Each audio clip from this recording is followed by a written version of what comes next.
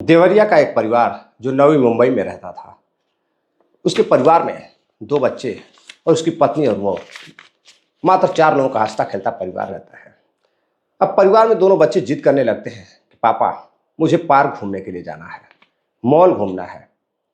अब इधर पत्नी अपने पति से बातचीत करती है और फिर कहती है कि एक काम करो, ऑटो बुलाओ और बच्चों को ले चल के आज घुमा देते हैं, कई दिन हो गए हैं। इधर ऑटो बुलाया जाता है और ऑटो वाला सबको बैठाता है, पैसे की बातचीत होती है। फिर पति पत्नी के बीच कुछ बातें होती हैं। उसके बाद पैसा दिया जाता है और फिर वहाँ से वो मॉल लेकर जाते हैं। मॉल लेकर जाते हैं, दोनों बच्चों को घुमाते हैं। पार्कों में घुमाने के बाद अंधेरा होने लगता है। अब बारी थी घर आने की। तभी ऑटो का इंतजार कर रहे थे तो इत्तेफाक से वही ऑटो वाला जो लेकर आया था वही वहाँ पर रहता है।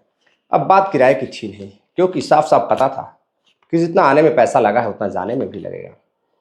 अब इधर किराया तय नहीं करना था। ऑटो वाला कहता है भाई साहब मैं उधर ही का रहने वाला हूँ, चलिए मैं भी आपको छोड़कर घर चला जाऊँगा। अब इधर घर छोड़कर जाता है। घर छोड़कर जाता है तभी कुछ दिन बाद फिर से ऑटो वाला घर पहुँचता है और कहता है कि साहब मैं यहाँ से गुजर रहा था, सोचा आप लोगों से मिल लो। घर में बुलाकर पानी पिलाया जाता है, जो हमारे संस्कार हमारे सभ्यता में है कि कोई भी मेहमान आता है तो उसे पानी पिलाया जाता है। उसके बाद वहाँ से वह चला जाता है। इधर साथियों रक्षाबंधन का पर्व आता है और रक्षाबंधन के पर्व में एक कत्ल होता है और कत्ल की कहानी जो है वो जब सामने आती है तो बड़ी हैरान कर देती है। दरअसल साथियों मैं बात कर रहा हूँ नवी मुंबई की। नवी मुंबई में एक जगह लगती है धनसोरी। धनसोरी के पास ही एक थाना लगता है रावले थाना। रावले थाना के अंतर्गत एक क्षेत्र में एक देवरिया का रहने वाला परिवार जिसका नाम रहता है सुनीता कुशवाहा और बलीराम सूबेराम कुशवाहा, दोनों ही देवरिया क्षेत्र के भाटपार थाना क्षेत्र के रहने वाले होते हैं। साथियों इधर शादी जब होती है तो शादी के बाद दोनों बड़े खुश रहते हैं।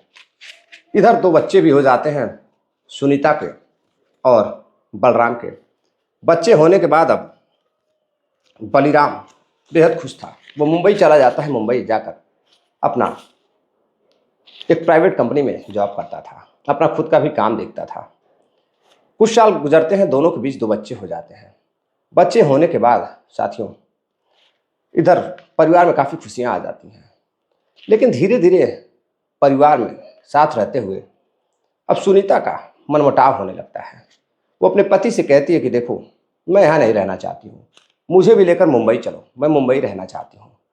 परिवार में मेरा मन नहीं लग रहा है, दोनों बच्चों को वहीं ले चल के पढ़ाएंगे लिखाएंगे और यहाँ पढ़ाई भी अच्छी नहीं होती है।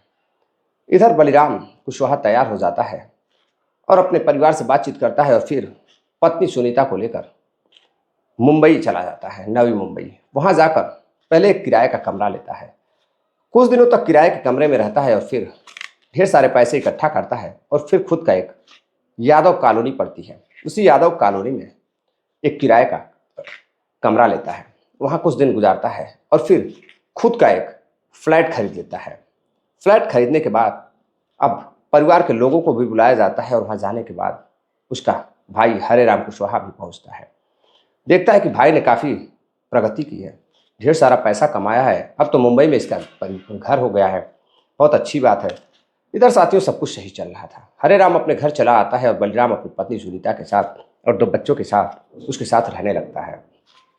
कुछ दिन गुजरता है। कुछ दिन गुजरने के बाद इधर तकरीबन 6 महीने हो जाते हैं।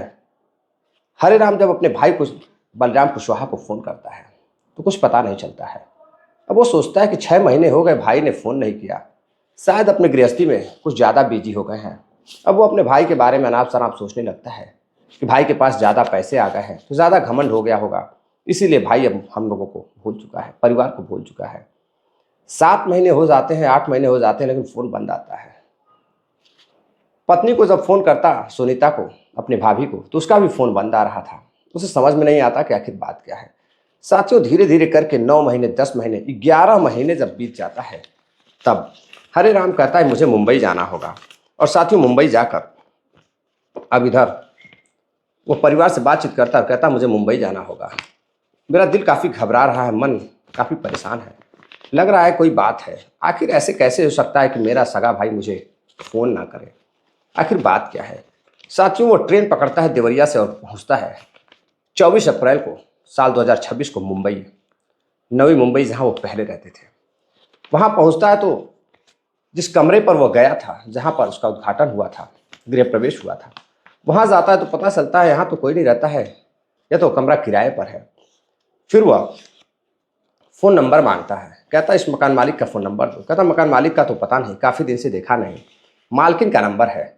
मालकिन सुनीता का नंबर लेता है और फिर हरिराम उसे फ़ोन करता है और कहता है मैं हरिराम बोल रहा हूँ, आप कहाँ हैं?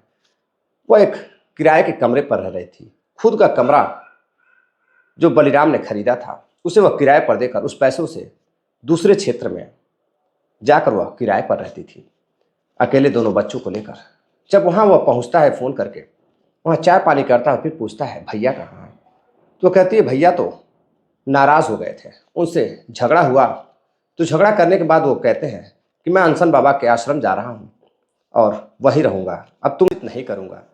अब यह सुनता है हरिराम तो कहता है कि क्या आपने पता लगाने की कोशिश की कि भैया कहाँ हैं, भैया आए क्यों नहीं? तो कहती है पता नहीं, नाराज़ होके गए हैं, आ ही जाएंगे। कहता है 11 महीने हो गए मेरी बात नहीं हुई है और आप कह रहे हैं कि भैया आ जाएंगे, गुस्सा होकर गए हैं। अब इधर वह पहुंचता है पुलिस के पास। पुलिस के पास पहुंचता है और थाने में जाकर, जो वहाँ एक थाना लगता है नवी मुंबई में, उसी थाने में जाने के बाद वह बातचीत करते हैं और बातचीत करने के बाद पुलिस को बताते हैं कि साहब मुझे मराठी तो नहीं आती, मुझे हिंदी आती है, क्या आप हिंदी जानते हैं? तो कहते हैं हाँ बोलो, हम समझ लेंगे। कहता है साहब मेरा एक भाई है जो 11 महीने से लापता है, उसका कुछ पता नहीं है। भाभी से बातचीत हुई तो उन्होंने कहा कि वो नाराज़ होकर चले गए हैं, लेकिन ना उनका नंबर चालू है ना कुछ। साहब हम क्या करें, कृपया पता करके बता देते मेरा भाई कहाँ है। और वो रोने लगता है। पुलिस कहती है ठीक है, हम जांच पड़ताल करेंगे। अगले दिन उसकी पत्नी को फ़ोन कर बुलाया जाता है। पत्नी आती है, उससे पूछताछ होती है कि आखिर तुम्हारा पति कहाँ है?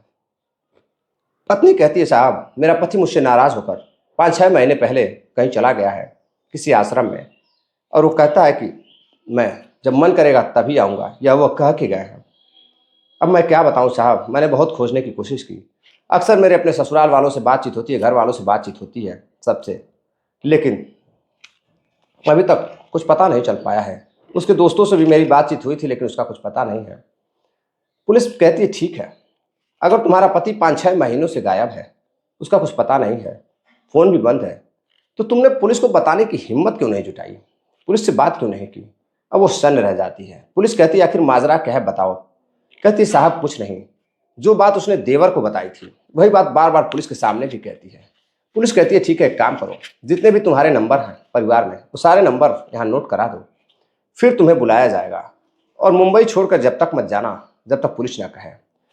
अब साथियों वह नंबर नोट करती है पूरे परिवार का, सबका, और चली जाती है। इधर हरिराम कहता है साहब जल्दी करिएगा, मुझे गांव भी जाना है। पुलिस कहती है घबराओ नहीं, बहुत जल्द खुलासा होगा। अब पुलिस जांच पड़ताल करती है तो पता चलता है कि यह जो सिम है मात्र कुछ महीने पहले ली गई है। इस पे तकरीबन एक नंबर ऐसा है जो कई बार फ़ोन आता है, और एक नहीं बल्कि इस बीच उसने 40 नंबरों पे फ़ोन किया है और एक ही नंबर पे फ़ोन किया है, और घंटों घंटों बातें हुई हैं। और वह नंबर 40 किसी और का नहीं बल्कि उसी सुनीता का रहता है। पुलिस हैरान रह जाती है कि आखिर मामला क्या है। अब पुलिस उसे बुलाती है और कहती है कि यह बताओ कि एक नंबर जो तुम्हारे पर बार बार फ़ोन आता है वो नंबर किसका है? सुनीता कुशवाहा कहती है कि साहब यह मेरा मुंह भोला भाई है राहुल प्रजापति, जो धनसोरी इलाके में रहता है, पेशे से ऑटो ड्राइवर है। यह एक बार हमें घुमाने के लिए ले गया था, तभी से यह रक्षाबंधन पर आकर हमेशा राखियां बांधता था, और मेरे पति भी अच्छी तरह से जानते हैं, अगर वो आ जाएंगे तो वो बता देंगे। राहुल प्रजापति को भी बुलाया जाता है, और जब पूछताछ होती है, और जब दोनों से पूछताछ होती है कि आखिर 40 नंबर 40 सिम, यह क्या माजरा है, दोनों के पास कोई जवाब नहीं रहता है। अंततः पुलिस एक ऐसा दांव खेलती है जिससे दोनों फंस जाते हैं और फिर एक ऐसा राज निकल कर आता है साथियों जो हैरान कर देता है। दरअसल जो सुनीता रहती है अक्सर मॉल और पार्कों में बच्चों को लेकर राहुल प्रजापति जो ड्राइवर होता है ऑटो का उसी के साथ जाती थी। लेकिन एक दिन घर पर जब वो आता है तो सुनीता प्रजापति को देखता है, उसकी खूबसूरती को देखता है।